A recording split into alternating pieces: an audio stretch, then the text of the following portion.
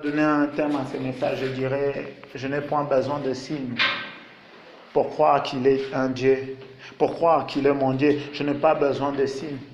Je n'ai pas besoin d'insister pour qu'il me démontre qu'il est grand. Dans le livre de Matthieu, ça arrive au moment où le Christ est crucifié. Et à côté de lui, il y a deux voleurs.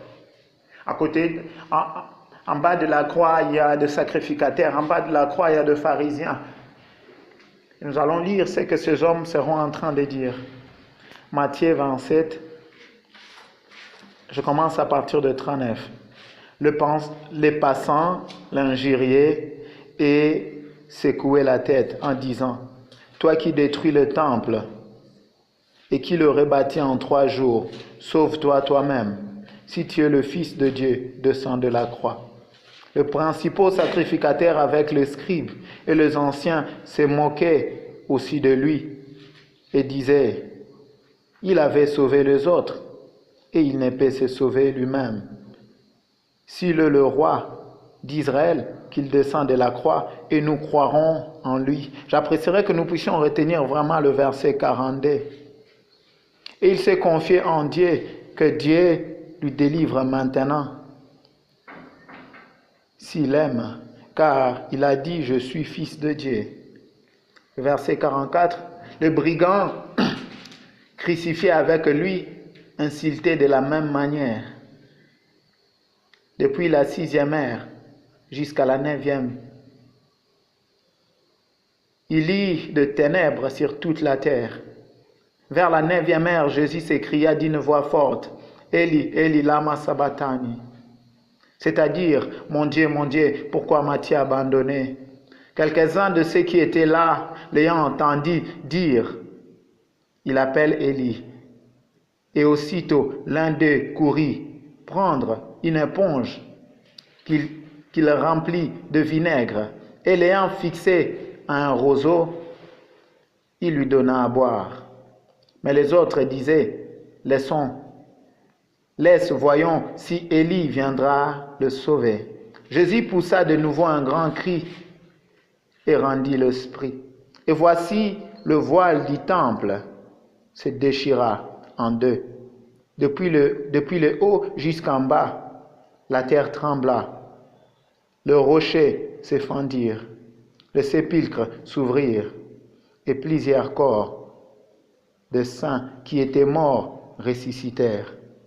Étant sortis des sépulcres après la résurrection de Jésus, ils entrèrent dans la ville sainte et apparurent à un grand nombre de personnes. Amen.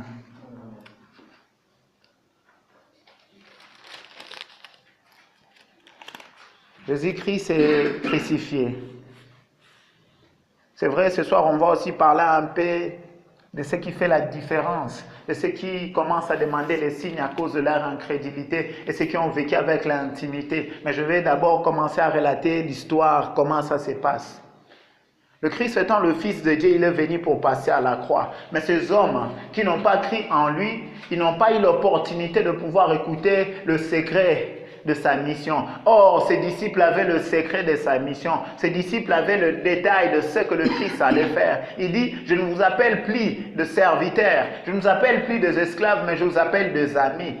Et quand nous voyons à Gethsemane, le Christ va prendre 3 de ses disciples pour aller avec eux et les dire, priez avec moi. Il disait déjà à ses disciples qu'il va mourir, qu'il va passer à la croix, il sera ressuscité après 3 jours. Mais le voleur qui était à côté de lui à la croix n'avait pas écouté cela. Le sacrificateur qui était là, il n'avait pas écouté cela. Ces pharisiens n'avaient pas écouté cela. Ces soldats n'avaient pas écouté cela. Ils avaient vécu suffisamment de signes. Déjà auparavant, ils demandaient à Jésus-Christ des signes. Il dit 2 fois, le Christ leur a répondu, vous me demandez un signe, vous aurez le signe. Celui qui est semblable à celui de Noé. Plutôt Jonas. Où Jonas se fit avaler 3 jours dans le ventre du poisson. Ainsi le Christ était en train de dire, je serai avalé dans le ventre de la terre. Il y a un type de personnes qui ont besoin de signes, ce sont les incrédules. Il y a un type de personnes qui n'ont pas besoin de signes car le Christ lui-même vient vers eux pour leur montrer ces signes-là. Et ces personnes-là sont les disciples qui ont marché avec Jésus-Christ. Nous avons deux types de personnes ce soir pour qui nous sommes en train de parler. Pour ceux qui croient en Jésus-Christ, dont ils n'ont même pas besoin de courir derrière le signe. C'est le Christ lui-même qui le montre, le signe. Et ceux qui ne croient pas en lui, qui veulent voir des signes pour croire en lui. Ainsi, je nous avais invité de pouvoir retenir le verset 42. Car au verset 42, ces hommes ont dit ceci. Au verset 42, je vais relire. Il a sauvé les autres, il ne peut se sauver lui-même. Si le roi d'Israël, qu'il descende de la croix, et nous croirons en lui. J'apprécierais d'abord m'arrêter là. Quel type de personne est-il? Celui qui est un simple disciple qui a choisi de suivre Jésus-Christ, ou bien celui qui demande des signes pour croire en lui?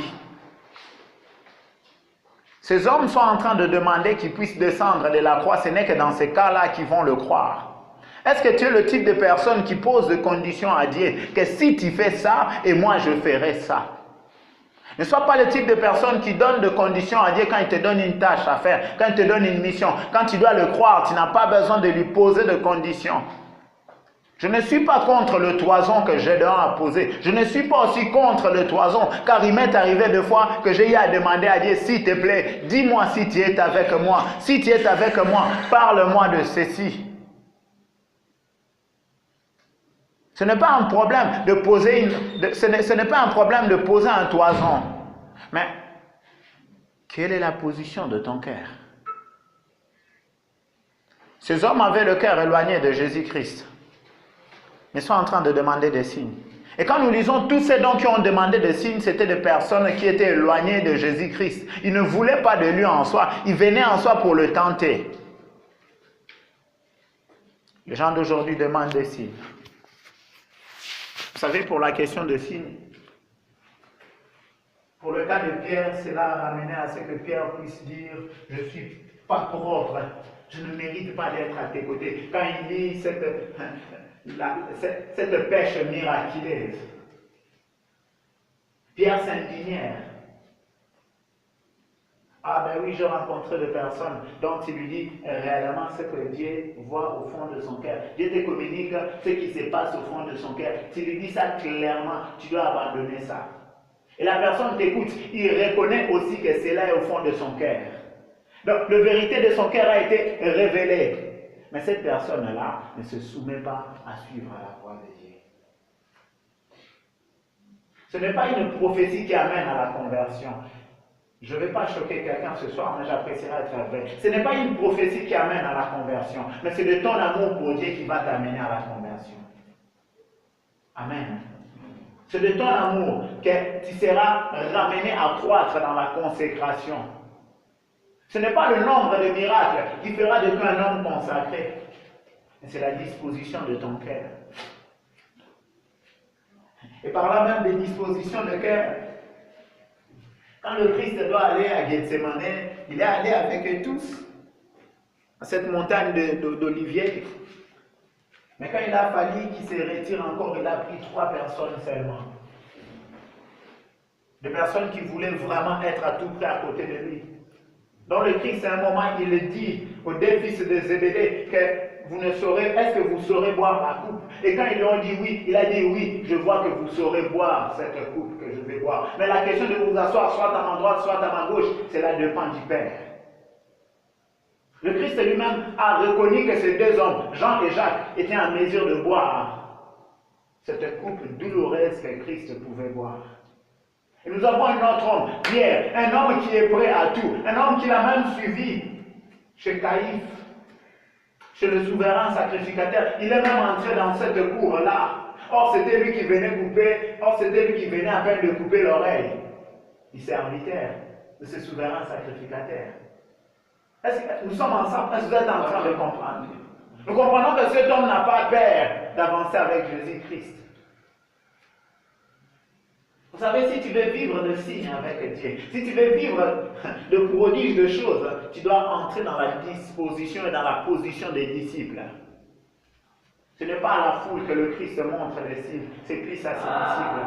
Mes frères, nous devons apprendre à lire la Bible correctement. La plupart des miracles que le Christ a fait, il a fait pour les 12. Il n'a pas fait pour cette foule-là.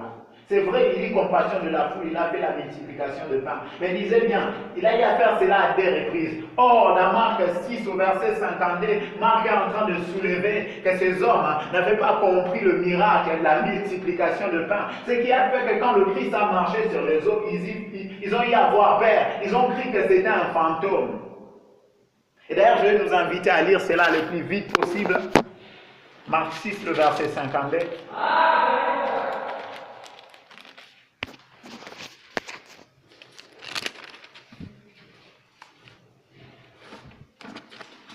Marc 6, le verset 52, je lis par le nom puissant de Jésus-Christ. Marc est en train de dire, car ils n'avaient pas compris le miracle de pain, parce que leur cœur était endurci. Ses propres disciples. Vous savez, le Christ a fait ces miracles de pain à 2 reprises. S'il a fait encore ces miracles de pain, c'était pour le faire comprendre, le miracle de pain. Le Christ est venu plus pour enseigner ces 12-là. Il les a enseignés en parole et en miracle et en action, si je dirais ainsi. Ces hommes n'avaient pas besoin de demander au Christ le signe. Ils envoyaient chaque jour. Tu veux voir de signes? Tu dois être un disciple. Tu n'auras même pas besoin de demander. Ta vie sera remplie de témoignages. Et nombreux parmi nous-mêmes sont capables de témoigner ce que Dieu a fait dans leur vie. Partant même du fait qu'ils ont fait le voyage pour venir dans ces pays. Même moi-même, dans ma propre vie, je peux le témoigner. Pour que je vienne ici, je n'ai pas dépensé quoi que ce soit. Or, auparavant, quand je cherchais à venir en Europe pour étudier, je dépensais beaucoup d'argent gauche et droite. Mais quand Dieu a trouvé que c'était le temps, il a réuni le moyen pour moi. Et c'est là le cas de nombreux parmi nous. Il y a plein de signes. Et ces signes-là, on impacte dans la vie de ceux qui n'ont pas le cœur endurci. Et ils avaient le cœur endurci, malgré que le miracle de pain était fait, mais ils étaient toujours dans la position de l'incrédulité. Vous savez, il y a une vérité. À chaque fois que tu ne vas pas comprendre ce que le Seigneur fait, ou quand le Seigneur fait un miracle, et à chaque fois que tu ne vas pas comprendre, à chaque fois que tu auras du mal à avancer dans ta foi. Le Christ avance avec toi avec un rythme. Il fait dans ta vie des miracles étape par étape. De la même manière, il a fait avec Élie. Je me suis toujours posé cette question. Pourquoi Élie doit d'abord commencer par fermer le ciel, afin que la pluie ne tombe pas, et puis il doit aller au torrent de Kérit. Après le torrent de Kérit, il doit aller chez la femme veuve. Vous savez, au torrent de Kérit, il pouvait manger le repas qui venait du corbeau. Mais chez la femme veuve, cette femme-là devrait d'abord sacrifier son plat. Des fois, je m'assois et je me dis, mais au moins le corbeau, je vais accepter. Maintenant, cette femme, moi qui est costaud comme ça, Élie, et cette femme avec son petit enfant, c'est moi qui dois d'abord commencer à manger leur plat. Le Seigneur était en train de l'enseigner. Au-delà de cela, il devrait connecter cette petite fiole d'huile au ciel, afin que l'huile coule, afin que la farine se multiplie. C'est comme ça avec le Seigneur. Il te fait grandir dans des prodiges, dans des miracles, dans la foi. Le message de ce soir, s'intitule « Je n'ai pas besoin de signes ». Je n'ai pas besoin de signes. Si je suis un disciple, j'aurai tout vu. Mais si je ne suis pas un disciple, je ne verrai rien. Et j'aurai du mal à croire en lui. Pierre en avait vu assez. Un homme qui lève 5 pains et 2 poissons qui rend grâce à Dieu dès qu'il dépose sa nourriture. Et je suis sûr qu'on compte les hommes et les femmes, certainement ça dépasse 11 000. 5 pains et 2 poissons.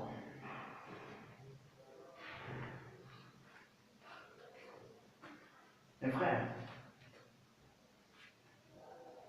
le moment difficile viendra dans ta vie. Laisse-moi t'informer. Ah oui, le moment difficile sera là. Dieu aime aussi quand c'est difficile. C'est parce que quand c'est difficile qu'il nous apprend. Il nous apprend à nous défaire de ce cœur rempli d'orgueil, de ce cœur rempli de moi. Ce soir, tu peux te dire que tu n'es pas orgueilleux. Laisse-moi te dire que Il y a ces bouts d'orgueil au fond de toi. Tout le monde en a. Le moi, j'aime pas ça. Le moi, j'aime ça. Tout le monde en a. Or, avec Dieu, le moi, j'aime ça. Le moi, j'aime pas ça. Ça n'existe pas. Il fait exactement ce qu'il te dit. Nous voyons les disciples, quand Jésus-Christ disait, allez faire ça, ils sont allés faire. Allez faire ça, ils sont allés faire. Ils ne se sont pas posé de questions. Ils se sont confiés à la main glorieuse de Dieu au travers de Jésus-Christ. Il y aura des moments difficiles. Il y aura des temps où tu vas commencer à demander à Dieu, montre-moi que tu es là. Et avec quelle disposition de cœur tu vas lui demander. Je vous dis ces choses. Parce que moi aussi, j'ai eu à demander à Dieu d'autres fois, montre-moi que tu es là. Oh oui, des moments difficiles, il y en aura dans ces pays. Des moments d'angoisse, il y en aura dans ces pays. Même le Christ lui-même à Gethsémani, on dit que son cœur était rempli de tristesse et d'angoisse. Il y a devant, en face de certaines difficultés, tu te verras subitement attristé. Tu te verras subitement emporté par l'angoisse. Mais tu dois savoir te défaire de cela au travers de la prière. Tu dois savoir déposer cela entre les mains de Dieu. Le plus vite possible, pour que cela ne ronge pas ta personne. Et durant ces temps-là, quelque chose se rend difficile. Un signe de Dieu fortifie toujours. Une parole de sa part fortifie toujours. Je me rappelle encore dans ces pays, je crois, si je peux donner ce témoignage, ça fait venir quelqu'un. J'avais des difficultés à recevoir l'argent venant de mes parents. La banque ne me donnait pas d'argent, il disait que mon nom n'était pas correct. Ça fait au moins 10 jours que je ne recevais pas cet argent-là. Mais avant cela, j'avais dit à Dieu, je ne veux pas emprunter l'argent de qui que ce soit pour manger. Mais or, avant ces 10 jours-là, j'étais allé chercher du travail ensemble avec le frère Edmond. Et c'était un travail minable et simple, mais qui pouvait me donner l'argent pour me nourrir? Mais quand je suis venu ici à l'Apchi, l'Esprit m'a convaincu de ne pas travailler. Et je ne suis pas allé travailler, et quand ces 10 jours de famine m'ont frappé, je commençais à dire à Dieu, mais entre moi et toi, c'est quoi le problème? Qu'est-ce que je t'ai fait? Et alors à l'église, un certain jeudi, je crois que c'était déjà le 9e jour, le Seigneur a parlé au travers d'une femme qui était là. Et quand on priait, tellement la présence de Dieu était forte, cette femme-là a commencé à parler de la part de Dieu. Et la femme, elle était emportée, elle était en transe. La femme a dit, mon serviteur, je te connais. Mon serviteur, je ne t'abandonne pas. Et ce jour-là, j'étais d'abord dans la joie parce que j'ai écouté Dieu m'appeler serviteur. Ma toute première joie, c'était celui d'écouter que Dieu m'a appelé son serviteur. Et la seconde était celui qui me dit, qui m'abandonnera jamais. Ah oui, il y a des temps où tu auras besoin d'un signe. C'est pour cela que le Christ était allé là-bas à Gethsémani, il est tombé, il a prié, et puis les anges sont venus le soutenir.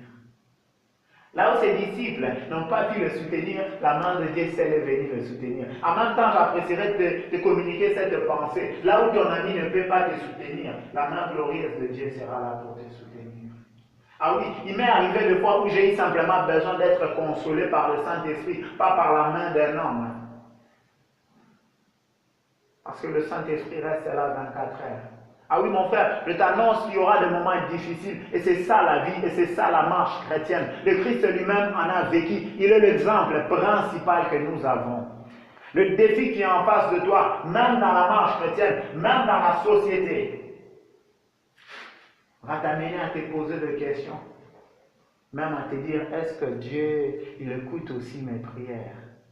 Mon frère, laisse-moi te dire qu'il écoute tes prières. Il écoute tes prières. Il écoute tes prières. Et ce soir, je t'invite à être un disciple pour ne pas tomber dans la position à commencer à lui demander des signes d'incrédulité. Des signes pour dire, mon Dieu, si tu fais ça, alors je croirai en toi. Ce n'est pas mauvais d'implorer Dieu, de lui donner une promesse, comme nous le voyons dans la Bible. Que mon Dieu, s'il te plaît, je suis dans une mauvaise posture. S'il te plaît, aide-moi à sortir de cette posture. Et je ferai ça et ça pour toi. Oh oui, ça c'est merveilleux. Tu entres dans l'alliance avec Dieu. tu fais un V et donc tu dois respecter, sinon la malédiction va frapper sur toi si tu ne le respectes pas.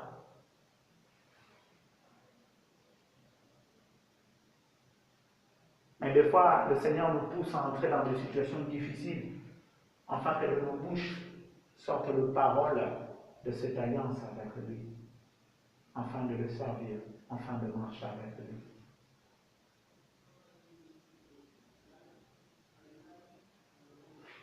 Vous savez, quand je parle de situations séculières, je parle de situations difficiles. Il n'y a même pas ça. Il y a aussi des fois le péché qui s'accroche dans la vie d'un enfant de Dieu. Vous savez, devenir chrétien nous donne d'être saints. Mais il y a des fois certains péchés qui s'accrochent, surtout au début de la foi, c'est ainsi. Quand quelqu'un est nouveau-né, il y a des péchés qui s'accrochent à lui. Et même dans ça, le Seigneur tire sa gloire. Où tu es censé appeler le Saint-Esprit de te venir en aide, afin que ce péché-là puisse quitter ta vie. Et là, des fois, il y a besoin de proclamer à Dieu de paroles et d'entrer en alliance avec lui. Ah, mes frères, je vais être vrai avec vous. Au début de ma foi, il m'est arrivé de pleurer pour certains péchés. Ça ne fait que revenir, ça ne fait que revenir. Je pleure. Je dis à Dieu, mais qu'est-ce qui se passe? Enlève-moi de ces chaînes. Effectivement, c'était des chaînes, parce que cela avait des attraits spirituels.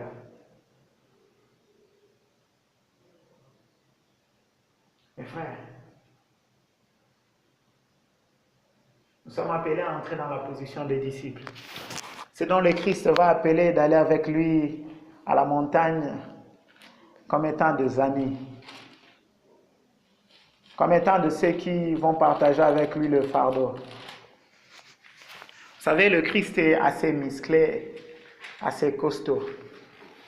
Mais arrivé à ce temps où où le moment capital, crucial devrait se produire,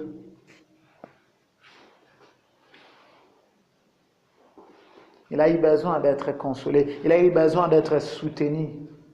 Bien que ses disciples ne se sont pas réveillés ou ils n'ont pas veillé pour prier avec lui, il avait besoin d'eux. Laisse-moi te dire que tu auras besoin de gens. Certains pourront être disponibles par la mesure qu'il le faut. Je loue le bon Dieu pour le frère Edmond, parce qu'il y a des moments où vraiment j'ai eu besoin de lui. Je me rappelle une fois quelqu'un est venu, il a commencé un peu à m'accuser pour ça et là, oh je fais ci, oh je fais ça, et j'avais très mal. Or, tous mes actes c'était pour faire du bien. Edmond m'a dit non, Claude, c'est pas ça. Il voulait déjà faire ainsi. Il a simplement trouvé de raison. Et ce soir-là, je me suis approché à l'épaule de mon frère Edmond. C'était une consolation pour moi. De bons amis, ils seront pour toi une consolation. De bons amis, ils ne t'abandonneront pas. La consolation solide, forte, permanente, vient de Dieu. Et ce soir, nous devons comprendre que nous n'avons pas besoin de demander des signes. Il nous suffit d'être des disciples. Parce qu'être un disciple, c'est accepter de suivre Jésus-Christ. Dans tout ce qu'il veut. Il te dit, va prendre l'âne, ou l'ânesse plutôt. Va prendre l'ânesse, tu pars, tu prends. Il te dit, il y aura un homme qui va marcher avec une criche dans la tête. Ne te dis pas, est-ce qu'un homme peut porter une criche sur sa tête? Non, ne te dis pas ça. Marchons comme des disciples. Nous n'allons pas lui demander, montre-nous des signes pour que nous croyions que tu es fils de Dieu. Nous allons prier ce soir. Nous allons prier pour nos cœurs. Nous allons prier pour cette